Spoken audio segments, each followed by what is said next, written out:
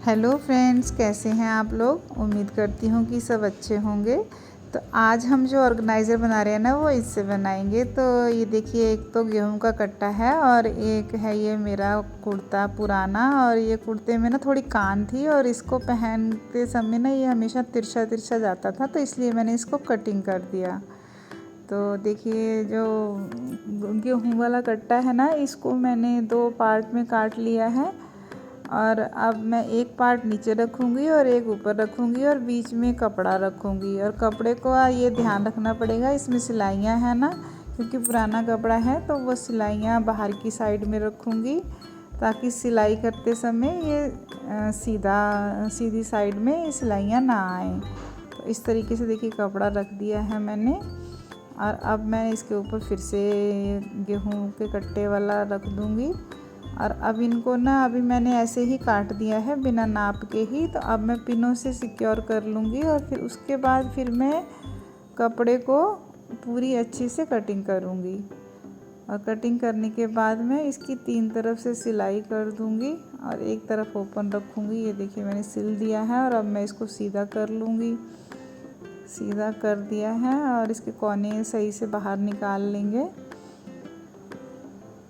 और फिर अब मैं इसको प्रेस कर दूंगी, क्योंकि प्रेस करना बहुत ज़रूरी होता है, इससे कपड़े में फिनिशिंग आ जाती है। और जो देखिए एक्स्ट्रा कपड़ा होता है वो हमेशा निकल आता है, मैं बताती हूँ हमेशा ही।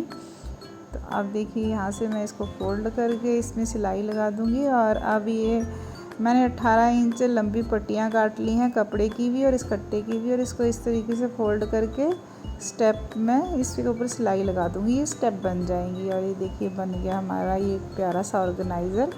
और अब मैं 5-5 इंच दोनों साइड छोड़ के और इसकी तनियाँ सेट कर दूँगी। ये ऑर्गेनाइज़र मैंने अपने हस्बैंड के लिए बनाया है, क्योंकि उनको इसकी बहुत ज़्यादा ज़रूरत थी। हमारा खेती बाड़ी का भी काम है, तो कभी कभी क्या होता है कि इंजन में तेल वेल डालने के लिए बॉटल में तेल ले जाते हैं, तो इसमें ले जाना आसान होगा, इसीलिए मैंने अंदर इसमें कट्टा भी लगाया है। उससे पहले देखिए, इस वाले थैले में तेल लेके जाते थे, तो ये मेरे को बिल्कुल नहीं अच्छा लग रहा था थैला, तो मैंने फिर उनको ये वाला थैला सिल के दिया। देखिए, अब अच्छा लग रहा है। और ये सूती कपड़ा है ना, तो इसके बचे हुए जो कतरे हैं उनको मैं इस तरीके से फोल्ड करके रख लेती हूँ। किचन में बहुत काम आते हैं ऐसे सूती कपड़े, जितने भी पुराने सूती कपड़े होते हैं ना, उनको मैं इसी तरीके से कटिंग करके रख लेती हूँ। तो किचन की सफाई करो और फेंक दो, धोने का झंझट ही ख़त्म। तो आपका टाइम भी बचेगा और इस तरीके से ये कपड़े भी फिट हो जाते हैं। और ये देखिए, कुछ जब हम सिलाई करते हैं तो कुछ नए कपड़े भी हमारे पास बच जाते हैं। तो ये सफ़ेद कपड़ा तो मेरे बहुत ही काम आता है किचन में। जब भी हम आटा गूंद के रेस्ट पे छोड़ते हैं ना, तो इस तरीके से रखने से इसके ऊपर पपड़ी नहीं जमती है, एकदम आटा बढ़िया सा मिलता है। और या फिर अगर पनीर वनीर छानना होता है तो तब भी ये काम में आता है। और देखिए, ये जो कलरफुल कपड़ा है ना, ये मैं कभी कभी जैसे थोड़ी बहुत मिर्ची धो के सुखा दी या भिंडी विंडी सुखा दी, तो इस तरीके से ये जो नए कपड़े हैं मेरे ऐसे यूज़ हो जाते हैं। और यहाँ पर मैं बना रही हूँ एक अपने लिए ऑर्गेनाइज़र। इसकी मुझे बहुत ज़रूरत थी, तो मैंने ना थोड़ा सा आइडिया लगाया और इस तरीके से दोनों कार्डबोर्ड काट लिए हैं और कुछ आइसक्रीम की स्टिक काट ली हैं। और आप इसको देखते जाइए, वैसे इसमें ज़्यादा मुझे बताने की ज़रूरत नहीं है, आप देख देख के ही समझ जाओगे।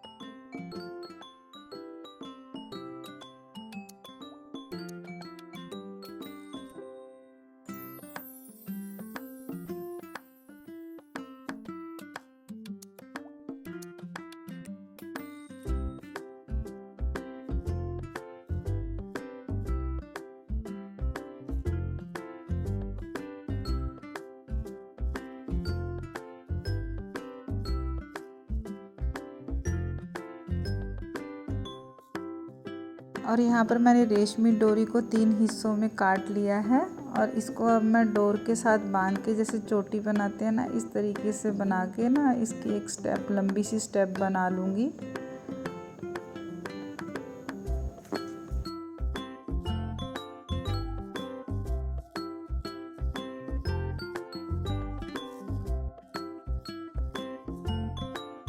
और यहाँ जो मैंने डोरी बनाई है ना, वो मेरे को थोड़ी लंबाई में कम लग रही थी, तो नीचे की साइड में मैंने ना ये लेस मेरे पास रखी हुई थी एक्स्ट्रा, तो वो मैंने नीचे की साइड लगा दी है ताकि थोड़ी मजबूती भी आ जाए और इसकी लेंथ भी पूरी बराबर बनी रहे।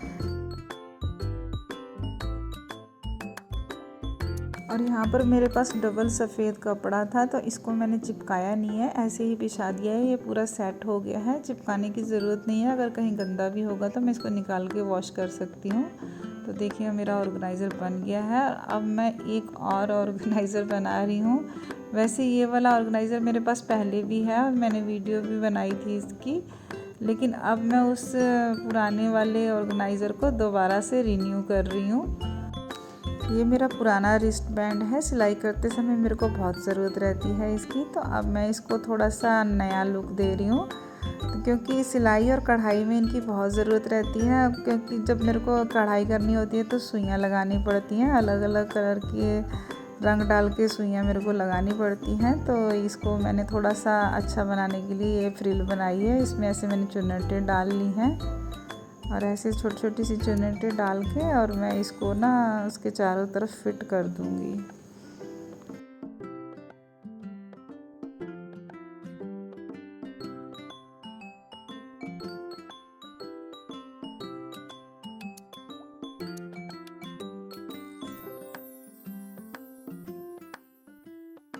इसको रखने के लिए मैं जैम की डिब्बी यूज़ कर रही हूँ, तो उसको कवर करने के लिए बानी का एक पुराना सॉक्स है और इस तरीके से मैंने उसको कवर कर दिया है।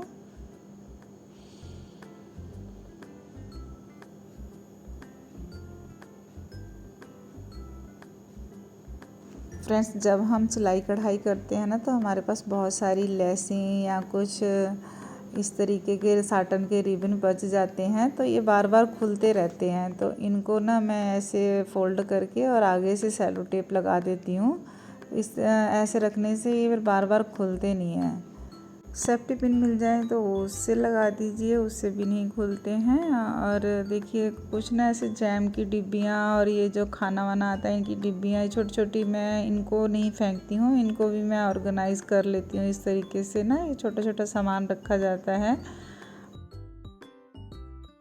देखिए जितने भी ये धागे वागे होते हैं ना, ये आगे से हमेशा खुलते ही रहते हैं, तो मैं उनको इस तरीके से सेलो टेप लगा के रखती हूँ। और यहाँ पे ये देखिए साबुन जिसमें आता है ना, वो पैकेट भी मैं यूज़ कर लेती हूँ, क्योंकि ये काफ़ी थिक क्वालिटी के होते हैं। कितने भी ऑर्गेनाइज़र बना लो फिर भी कम पड़ जाते हैं, तो इन सब चीज़ों को भी मैं ऐसे यूज़ कर लेती हूँ। अब लेसें भी होती हैं, कहीं छोटी छोटी होती हैं और कहीं बड़ी बड़ी होती हैं, क्योंकि सिलाई में इन सब चीज़ों की बहुत ज़्यादा ज़रूरत पड़ती है।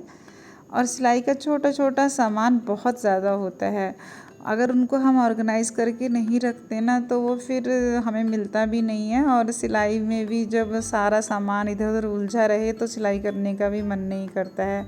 तो चीज़ें आपस में उलझे ना, इसके लिए अलग अलग रखना बहुत ज़्यादा ज़रूरी होता है। तो ये खाने की डिब्बियों में मैं छोटी छोटी डिब्बियों में सुइयाँ, और ये देखिए कुछ हुक्स वगैरह होते हैं, वैसलीन की डिब्बियाँ, जो भी ऐसी छोटी मोटी सी डिब्बियाँ खाली हो जाती है ना, उनको मैं इस तरीके से यूज़ कर लेती हूँ। तो ऐसे हमें जब भी कुछ सामान की ज़रूरत पड़ती है तो आसानी से सामान मिल जाता है। छोटी बड़ी हर तरीके की सुइयाँ भी होती हैं और बड़ी भी होती हैं, जैसे ये कुछ क्रोशिये हो गए या कुछ स्टिक्स हो गई, जो अब हम कपड़ा सीधा करते हैं तो उनके कॉर्नर वगैरह सेट करने में इन स्टिक्स की बहुत ज़्यादा ज़रूरत पड़ती है, तो इनको भी पास में ही रखना होता है। तो इस तरीके से सामान को अगर हम ऑर्गेनाइज़ करके रखते हैं तो हमें ही आसानी होती है और मन भी करता है सिलाई करने का।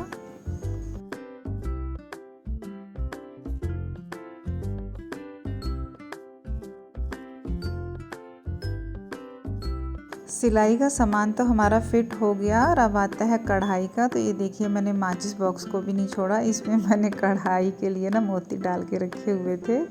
तो जब मेरे को ज़रूरत पड़ती है तो हमेशा कटोरी में ही मोती डालने पड़ते हैं। तो इस तरीके से मैंने ये जो ऑर्गेनाइज़र बनाया ना, स्पेशली इसीलिए बनाया है कि ताकि मेरे को सारा सामान एक ही जगह का मिल जाए और जब भी मैं कढ़ाई करूं तो मैं जहां भी बैठूं इसको मैं कैरी करके ले जाऊं। ये कैरी करने में आसान है।